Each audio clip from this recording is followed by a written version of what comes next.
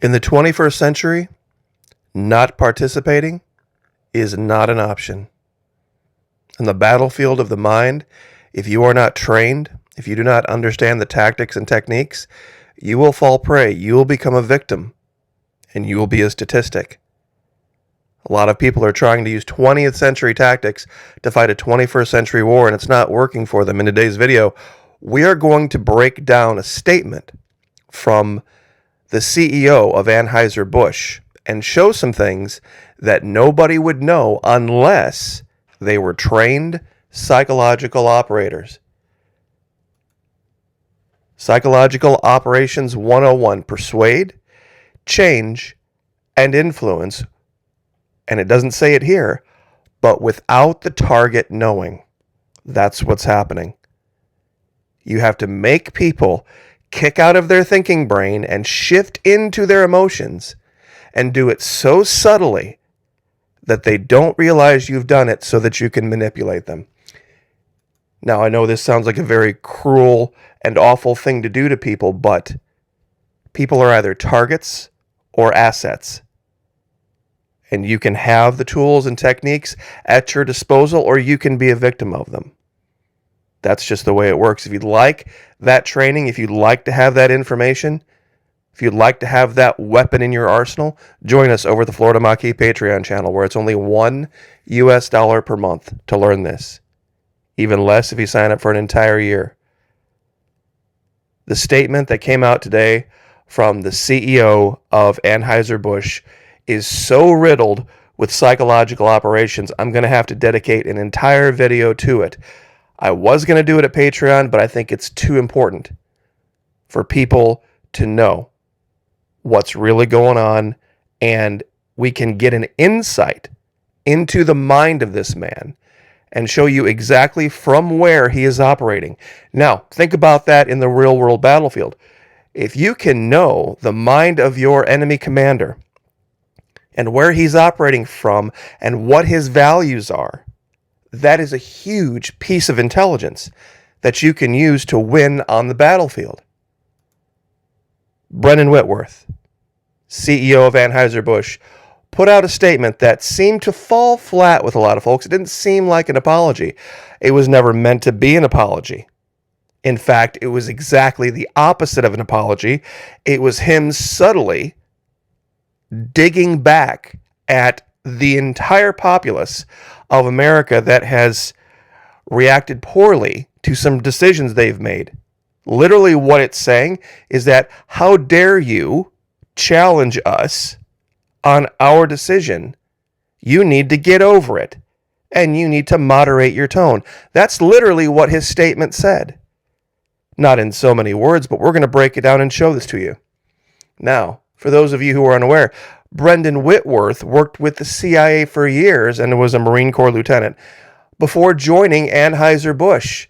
Now, in this article from hitc.com, they're doing his bidding for him, and they go through this rigmarole where they say he was so much into service of his country that his sister had to step in and say, okay, you are so selfless and so hardworking. When are you going to ever focus on you, Brendan? And that's, of course, what it took to get him to go into the civilian world. See, he's, giving himself some apple polishing here. It starts with our responsibility to America. Now, that sounds awful good, doesn't it? Anheuser-Busch is a corporation. The only responsibility it has to America is to follow the laws as written by the people. It is a corporation that makes beverages. Its responsibility is to its shareholders to operate profitably and to, once again, not violate the cultural values or the laws of the country that is allowing it to operate. So this idea of responsibility to America is already a psyop. Now, let's zoom this in here and go through it line by line. And I'll show you in the 24 cognitive biases and the 24 logical fallacies what he's doing in each phrase. As the CEO of a company founded in America's heartland more than 165 years ago, I am responsible for ensuring every consumer feels proud of the beer we brew. We're honored to be part of the fabric of this country. Anheuser-Busch employs more than 18,000 people, independent distributors at 47,000 valued colleagues. See all these numbers? What this is appeal to tradition and appeal to authority. Now let's find out what those are. Appeal to tradition, logical fallacy, using historical preferences of the people, either in general or as specific as the historical preferences of a single individual, as evidence that the historical preference is correct.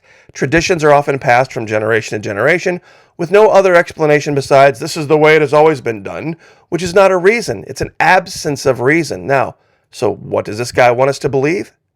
Well, what he's trying to do is make you believe that because he's CEO of that corporation, that somehow he represents the values of every member of that corporation going back 165 years.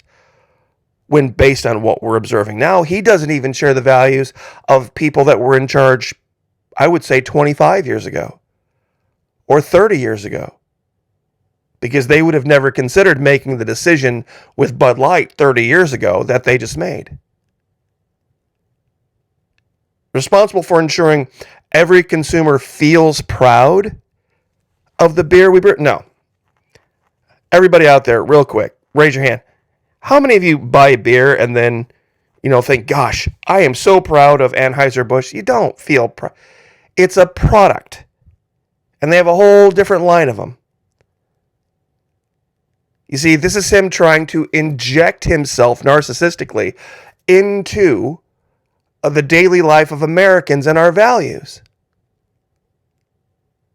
Notice up here he says, I am responsible for ensuring, but down here he switches to we're. We're honored to be part of the fabric of this country. Of course, now he's, putting himself as part of a group so he doesn't have to take personal responsibility. Anheuser-Busch employs blah, blah, blah, blah.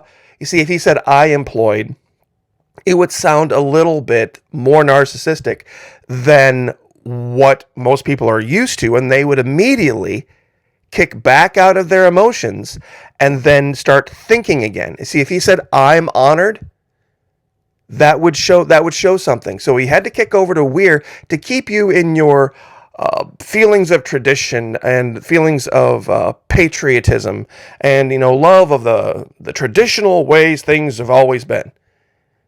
We have thousands of partners, millions of fans, and a proud history supporting our community's military, first responders, sports fans, and hardworking Americans everywhere.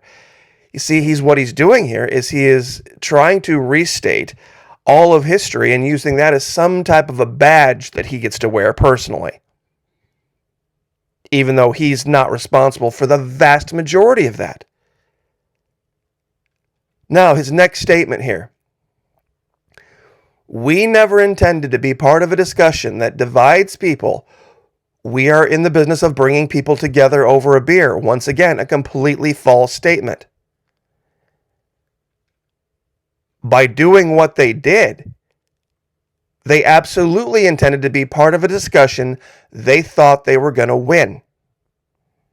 See, this guy has surrounded himself with a bunch of yes men, a bunch of corporate lackeys, a bunch of people that told him that the decision was, absolutely, this is the direction America's going, and we're going to have to do this because of ESG, and we're just going to have to leave behind, this old way of thinking to move into the 21st century. You see, based on this statement, it makes a statement down here a lie, and we're going to get to that in a minute. Appeal to authority. Appeal to tradition. The fact that he's the CEO of this really, long-standing company. And all of these authorities. Now, this is kind of the tough part of parsing this out. What he's done is use the framing effect, which is another cognitive bias. He started this entire statement by framing who they are as some integral part of the fabric of America, when a beer company is not. There's Miller. There's all sorts of other beer companies as well that have done all sorts of wonderful things for people all over the country. They're not the only one. And they're not even a necessary thread. He says, honored to be part of the fabric of this country. You're not even a necessary thread, Anheuser-Busch. Once missed, for a while, people would be like, oh, yeah, there used to be Anheuser-Busch. Used to be a lot of things. There used to be Oldsmobiles. Used to be a time when if you told somebody there'd be no more Oldsmobiles, they'd have told you were crazy. Well, guess what? There's no more Oldsmobiles. There's no more Datsuns. You see, this is the narcissism of these people, and when you get to this level of power, it is not their business to bring people together over a beer. He says we are in the business of bringing people together over a beer. It is not their business. Their business is to sell beer. What we do with the beer is up to us, and the people we choose to hang out with is up to us, and those we choose to accept and those we don't choose to accept is up to us. If we want to take six-pack home and watch Netflix by ourselves, we don't have to be together with anyone, do we? Now, here's where he starts to toot his own horn. More appeal to authority. My time serving this country. Now he's back to being personal again. Now it's back to him. See, here it's we're. Now it's back to my personal time, not our time. My time serving this country taught me the importance of accountability and the values upon which America was founded. Clearly not. Clearly not. Freedom, hard work, and respect for one another. Is the trans community respecting the rights of parents to have their children not be influenced in a very sick way in school? No. Does the trans community honor hard work? No. Things don't feel right. They just call a surgeon. They just take drugs. Things aren't going, the way they should. They don't do the hard work of fixing it. No. Just abracadabra. We're going to make believe something else is true. That's not an American value. And once again, as CEO of Anheuser-Busch, and he's back to personal again, I am focused on building and protecting our remarkable history and heritage. Once again, as if their history and heritage has anything to do with him. You take the vast majority of people who've been CEOs of Anheuser-Busch, and you put them in a room, let's see, I'm sure some of them are passed on, given 165 years. They would throw this guy out in his ear. And probably half of them would issue apologies, actual apologies. They would say, I am ashamed that Anheuser-Busch ever employed a man like Mr. Whitworth, and we will do whatever we can to repair bridges and roads that have been destroyed, first off by not partnering with who we've partnered with recently. I care deeply about this country, this company, our brands, and our partners. I spend much of my time traveling across America, listening to and learning from our customers, distributors. Okay, here's the lie. Here's the lie. Never intended to be part of a discussion that divides people. If he had truly traveled across America and listened to his customers, distributors, and talked to them and knew what their values were, he would have never done this. This would have never been allowed. He had no idea the values of Americans. No idea. Moving forward, once again, using the singular, I will continue to work tirelessly to bring great beers to consumers across our nation. This is a psychological operations calamity, truly. You've got framing effect, you've got appeal to tradition, you've got appeal to authority. And real quick, anyone who's an authority, you're going to listen to because they're the authority. Basically, what he's saying is your fault. Here's some examples of framing effect, by the way. You have two reporters talking about the same thing. It's chaos. The situation is tense. Roads are blocked. People are desperate. It's been 24 hours, and the aid still has not come to the people who need it. And then over here, remember the mostly peaceful protests? Amidst the destruction, survivors and local organizations are working to reach the victims. They are clearing roads and setting up communication points so that aid can get through. See what they did? Talking about the same thing in different context. This is kind of a funny one. Studies show your happiness depends on how well your life compares to others. So instead of giving you a raise, Dilbert, I'm going to show you pictures of people who were attacked by bears. Now, see, you're not being attacked by a bear.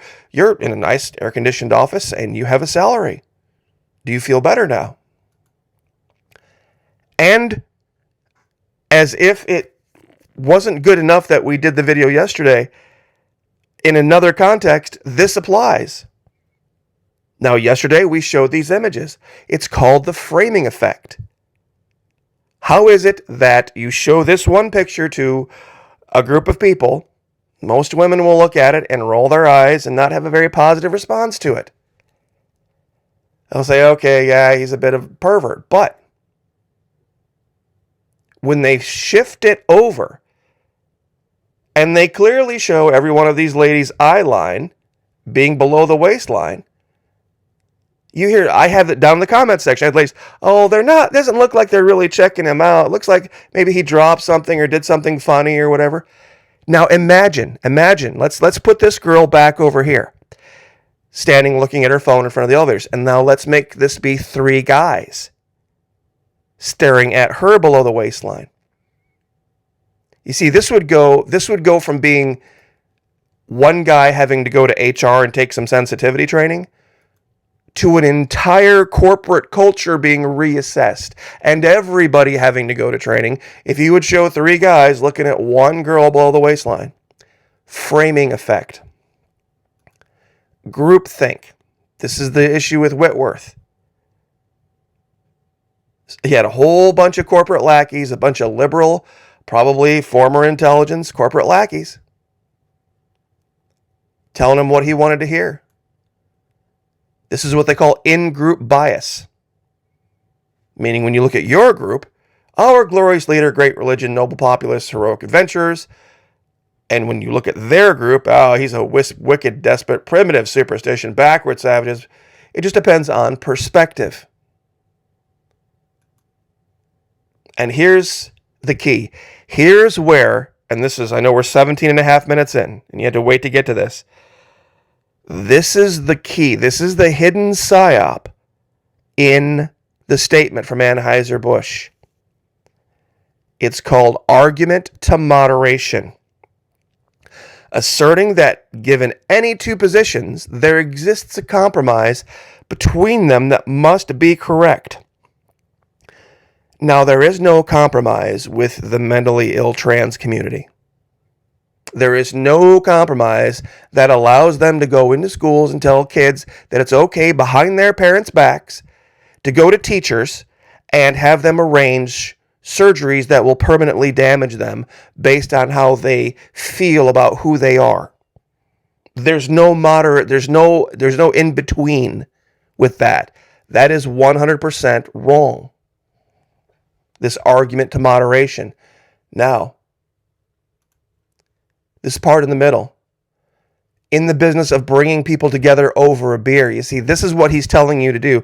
Okay, all of you people that have boycotted us, what you need to do is you need to go buy a 12-pack or a 6-pack or whatever, and you need to get together with these other people that we're trying to promote, this trans community, and you need to find some middle ground, and everybody needs to start buying our product again.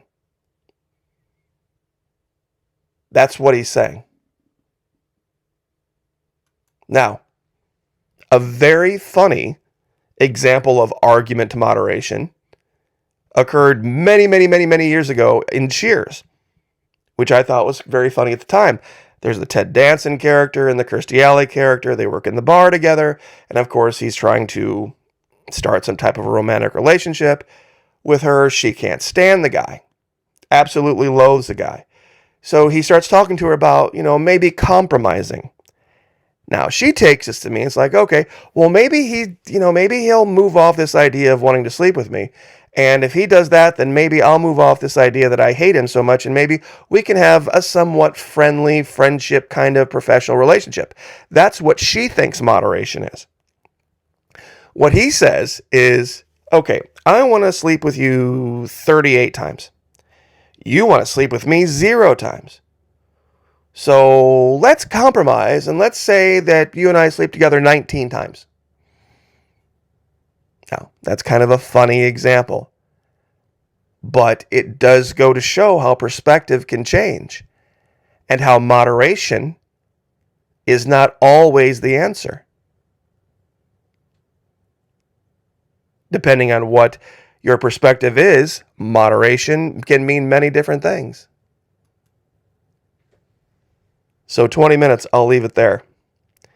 But trust me, the CEO of Anheuser-Busch basically just told all of America to go suck an egg, basically, and waggled his pretentious little finger at everyone and said, how dare you not be as forward-thinking as me and us? We made the right decision, because we made it in a corporate environment, and you just need to suck it up and work together and continue and get off this boycott thing and start spending your money on our booze again.